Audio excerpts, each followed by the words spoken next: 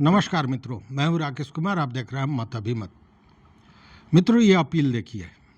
ये अपील है राजस्व एवं भूमि सुधार विभाग के भू अभिलेख एवं परिमाप निदेशालय का। और इस अपील में क्या कहा जा रहा है इसको मैं चाहूँगा कि सुनाऊं, क्योंकि यह अपील बहुत कुछ कहता है। क्या कहता है इसके पीछे ज़रा इसको डिकोड करके हम लोग देखेंगे कि आखिर इस तरह का अपील जो निकाला गया है इसके पीछे क्या कारण हो सकता है। देखिए मित्रों, इसमें लिखा गया है अपील में कि भू अभिलेख एवं परिमाप निदेशालय राजस्व एवं भूमि सुधार विभाग के नियंत्रणाधीन विभिन्न बंदोबस्त कार्यालयों में बिहार विशेष सर्वेक्षण मानदेय आधारित संविदा नियोजन नियमावली के प्रावधानित नियम के आलोक में विशेष सर्वेक्षण सहायक बंदोबस्त पदाधिकारी, विशेष सर्वेक्षण कानूनगो, विशेष सर्वेक्षण अमीन एवं विशेष सर्वेक्षण लिपिक संविदा के आधार पर कार्यरत हैं एवं तथाकथित संघ के आह्वान पर दिनांक 16/8/2025 से हड़ताल पर हैं। इन हड़ताली कर्मियों में से बड़ी संख्या में संविदा कर्मियों के हड़ताल से वापस होने की सूचना जिलों से प्राप्त है, जिनके योगदान स्वीकृति के संबंध में विभाग द्वारा विचार किया जा रहा है। शेष बचे हड़ताली कर्मियों को सूचित किया जाता है कि जो कर्मी दिनांक 30/8/2025 की संध्या 5 बजे तक अपने कर्तव्य पर लौट जाएंगे एवं अपने बंदोबस्त कार्यालय को योगदान हेतु लिखित सूचना दे देंगे, उन्हीं पर विभाग विचार करेगा। उक्त तिथि के पश्चात वापस लौटे कर्मियों के योगदान के संबंध में विभाग द्वारा कोई विचार नहीं किया जाएगा। निदेशक भू अभिलेख एवं परिमाप। तो यह अपील आपने सुना। इस अपील का क्या मतलब है? एक तो ये मतलब है कि बहुत से लोग आ गए हैं, इस बात की सूचना देनी है। यह अपील नहीं है, यह सूचना देनी है कि इससे एक भय हो। क्योंकि अब जो कल तक 256 की बात हो रही थी, अब 383 लोगों को टर्मिनेट कर दिया गया है। और एक तरफ आप टर्मिनेट कर रहे हैं और दूसरे तरफ ये कह रहे हैं कि लोग जा रहे हैं, जबकि स्थितियां कुछ और हैं। अभी तक जो सूचनाएं मिल रही हैं उसमें यही मिल रहा है। देखिए, जब कोई भीड़ में काम होता है तो 2-4 लोग आगे पीछे करते हैं। उसका मतलब यह कहीं से नहीं होता है कि आपका जो मिशन है, आपका जो हड़ताल है, आपका जो आंदोलन है वह टूट गया या कमज़ोर हो गया।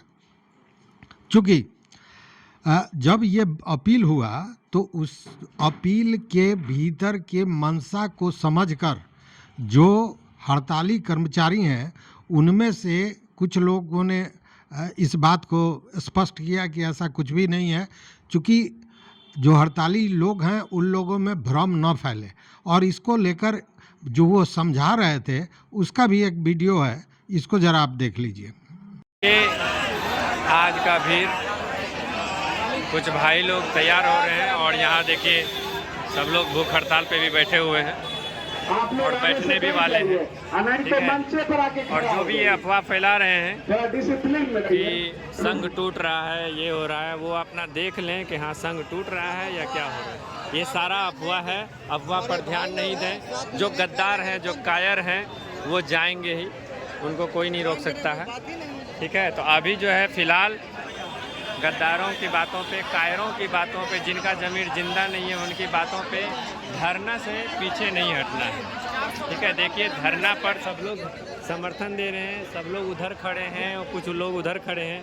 फिर भी यहाँ पे देखिए बैठने तक के लिए आज तो इतना भीड़ है कि बैठने तक के लिए लोगों को जगह नहीं मिल रहा है, पर्याप्त नहीं मिल रहा है। और यहाँ देखिए भूख हड़ताल की लाइन लगी है कि हम लोग भी ड्रेस पहन के भूख हड़ताल में जाएंगे। सब लोग नाम लिखाए हुए हैं, सब लोग इतना भूख हड़ताल में बैठने के लिए ड्रेस पहन रहे हैं, उधर ड्रेस चेंज कर रहे हैं और सब लोग आज बोलने को आतुर हैं। कोई भी इस अफवाह को, जो अफवाह फैला रहे हैं कि हाँ देखिए एक और आ गए भूख हड़ताल में बैठने, ठीक है। इसी तरह से हमारे भूख हड़ताल का भी संख्या बढ़ रहा है। तो आपने ये वीडियो देखा। कहने का मतलब है कि वो लोग स्पष्ट बता रहे हैं कि भ्रम फैलाने की स्थिति है। 2-4 लोग इधर उधर करते हैं, ये कोई नई बात नहीं है। हर जगह जब भी आप पूरा इतिहास देख लीजिए हड़ताल का, आंदोलन का।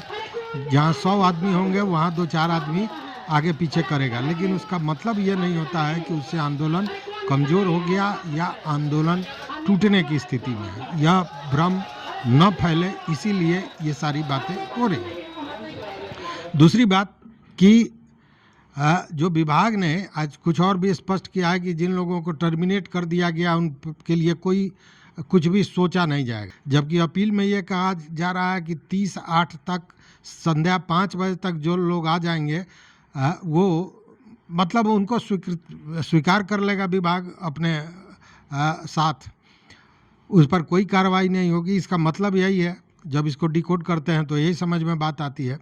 लेकिन स्थिति यह है कि कल तक जो अनिश्चितकालीन हड़ताल था वो भूख हड़ताल में तब्दील हो गया, और सबसे बड़ी बात ये देखने को मिली कि भूख हड़ताल में जो लोग बैठे हैं उससे ज़्यादा लोग नाम लिखा रहे हैं कि हम भी भूख हड़ताल पर बैठेंगे। मतलब कि हौसला, जज्बा, आत्मविश्वास इसमें कहीं से कमी देखने को नहीं मिल रही है।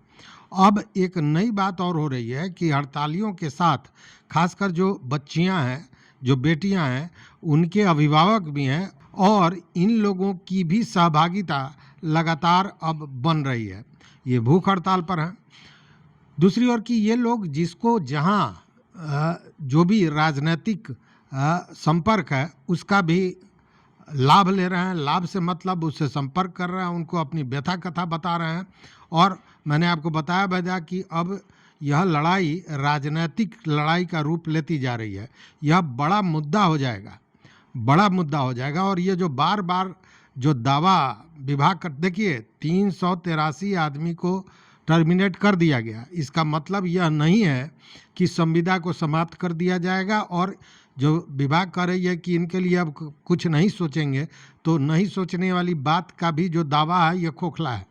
इसलिए कि टोटल संविदा को निरस्त करने के लिए वो कुवत पदाधिकारियों में नहीं है। अधिकार हो सकता है, कुवत नहीं है, इसलिए कि चुनाव का समय है। और इतना बड़ा फैसला लेने के लिए एक ही व्यक्ति सक्षम है, जिसका नाम है मुख्यमंत्री नीतीश कुमार।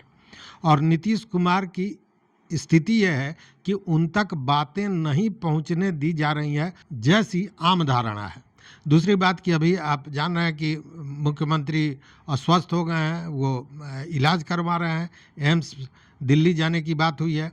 तो ये सारी चीज़ें हो रही हैं, लेकिन इन हड़तालियों का सबसे मजबूत जो हथियार है वो ये है कि पूरी तरह शांति से हैं, पूरी तरह सहनशीलता के साथ हैं, किसी तरह की अभद्रता नहीं। और अब भी यही कहते हैं, ये गुहार लगा रहे हैं पदाधिकारियों को, मंत्री को, मुख्यमंत्री को कि आप अभिभावक हैं और आप ही हमारे कष्ट को, हमारे तकलीफ को दूर कर सकते हैं। देखिए आज एक हमने पोस्ट देखा है, इस पोस्ट को आप देखिए। इस पोस्ट में आप देखेंगे तो ये थोड़ा भावुक पोस्ट है, चूँकि इसमें ये कहा गया है बाज़ाब्ता कि आज राजस्व मंत्री का, जैसा बताया जा रहा है कि राजस्व मंत्री का आज जन्मदिन है, तो इस पोस्ट में फ़ोटो आप देख रहे होंगे, ये लगा है जो संविदा कर्मी बैठे हुए हैं भूख हड़ताल पर, और साथ में नीचे लिखा हुआ है कि आज राजस्व मंत्री का जन्मदिन है और हमारे धरने का 13वां दिन। कौन सा अभिभावक ऐसा बदनसीब होगा जिसके जन्मदिन के दिन उसके ही बच्चों की 13वीं होगी। चूँकि 13वां दिन है इसलिए इस तरह की भाषा का प्रयोग किया गया है, भूख हड़ताल प्रारंभ। तो ये इसलिए कहा जा रहा है कि अभी भी ये गुहार लगा रहे हैं, हाथ जोड़कर गुहार रहे हैं, कहीं कोई उग्रता नहीं, कहीं कोई अभद्रता नहीं, ये सारी चीज़ें नहीं है, और यही इनकी ताकत है। दूसरी बात कि यह 383 आदमी को आप क्या समझ रहे हैं? जिस 383 आदमी को हटाया गया है तो वो 383 नहीं है, वो आप सीधा मान के चलिए कि 3,86,000 व्यक्ति हो गए। स्थितियां यही हैं, चुनाव नज़दीक है, घंटी बज रही है, अब बिगुल बजेगा चुनाव का, और वैसे स्थिति में एक परिवार के साथ कितने लोग, और ख़ासकर उस परिवार के साथ, चूंकि ये सारे बच्चे जो हैं इसमें कोई टाटा बिरला का बच्चा नहीं है या किसी मंत्री का बेटा नहीं है, किसी बड़े पदाधिकारी का बेटा नहीं है, आम आदमी का बेटा है। एक सामान्य परिवार के ये बच्चे हैं और एक सामान्य परिवार को अपने बच्चे को इंजीनियर बनाने में कितना कष्ट, कितना दुख, कितना तकलीफ झेलना पड़ता है यह लोग जानते हैं। वैसी स्थिति में जब इनके संविदा को समाप्त किया जा रहा है, मतलब इनको टर्मिनेट किया जा रहा है, तो उसका असर केवल उसके घर पर, उसके परिवार पर नहीं पड़ना है। यह आक्रोश उनके रिश्तेदारों में, उनके गांव में, उनके कस्बे में हर जगह जाएगा और इस आक्रोश का जो ज्वाला होगा, जो तपिश होगी, उससे सरकार बच नहीं पाएगी और चुनाव में यह दिखाई देगा। इसीलिए मैं कह रहा हूं कि यह जो सारे लोगों को हटाने की बात हो रही है, यह सारा अभी भी भय और भ्रम दोनों फैलाने का काम राजस्व विभाग कर रहा है। लेकिन इनका हौसला, इनकी हिम्मत की दाद देनी होगी कि अब भी पूरे शांति के साथ डटे हुए हैं, या यूं कहें कि आंदोलन को एक कदम और आगे बढ़ा दिया है। पहले ये हड़ताल पर थे, आज से ये भूख हड़ताल पर चले गए हैं। अब चूंकि यह हड़ताल कोई नई नहीं है, पहले भी इन्होंने कहा था, सारे लोगों को, पदाधिकारियों को, मंत्री को पत्र दिया था, फिर 11 तारीख से 14 तारीख तक सांकेतिक हड़ताल किया। पूर्व में ही ये घोषित हो गई थी कि 16 तारीख से हम अनिश्चितकालीन हड़ताल पर जाएंगे। अगर 16 तारीख से ही महाअभियान शुरू हो रहा था, राजस्व महाअभियान, और इन्होंने भी पूर्व में ये घोषणा कर दी थी, तो सरकार को चाहिए था, अगर महाअभियान को पूर्ण करना सरकार की मंशा होती तो, सर्वे को पूर्ण करना सरकार की मंशा होती तो सरकार को चाहिए था कि इनसे बात करते, इनसे समय लेते। जब आप 2 साल पहले भी इस तरह का जब मांगे उठी थी तो आपने वार्ता की थी, समझौता हुआ था, उसके बाद ये सारे लोग काम पर चले गए। भले समझौता विभाग ने पूरा नहीं किया, ये दूसरी बात है, लेकिन जब समझौता हुई, बात हुई, तो ये लोग फिर काम पर चले गए थे।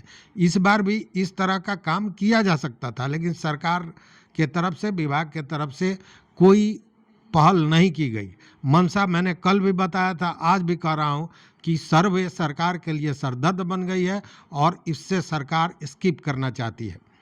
तो अब सवाल यह है कि यह पूर्व सूचित करके ये हड़ताल पर गए हैं, इनका हड़ताल जारी है, भूख हड़ताल पर चले गए हैं।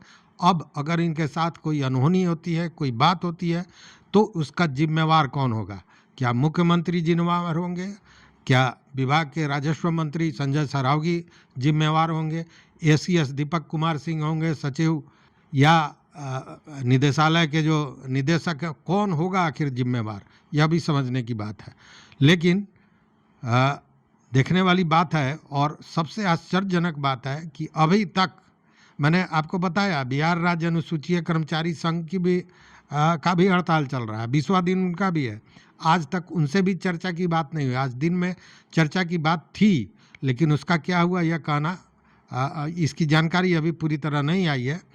लेकिन इनके साथ अब तक कोई वार्ता नहीं हुई है, यह आश्चर्यजनक है। ऐसे स्थिति में चूँकि कोई भी आदमी कोई विचार करता है, कोई निर्णय लेता है, तो समय, परिस्थिति और काल, तीनों चीज़ों को देखा जाता है। इसमें समय सरकार के विपरीत है। परिस्थिति यह है कि जिस काम में आपने हाथ लगाया वो टाएं टाएं फिस होता जा रहा है, और काल तो समझिए कि जब काल अपना जबड़ा खोलता है तो क्या होता है, वही स्थिति अभी बनी हुई है। देखते हैं आगे क्या होता है। लेकिन इन कर्मियों का हड़ताल पूरे जोशो खरोश और आत्मविश्वास के साथ जारी है। देखते रहिए मत अभिमत। मित्रों, चैनल पर नए हो तो सब्सक्राइब कीजिए, लाइक कीजिए, दोस्तों के साथ शेयर कीजिए और अपना विचार जरूर दीजिए। बहुत बहुत धन्यवाद, कोटिशः आभार।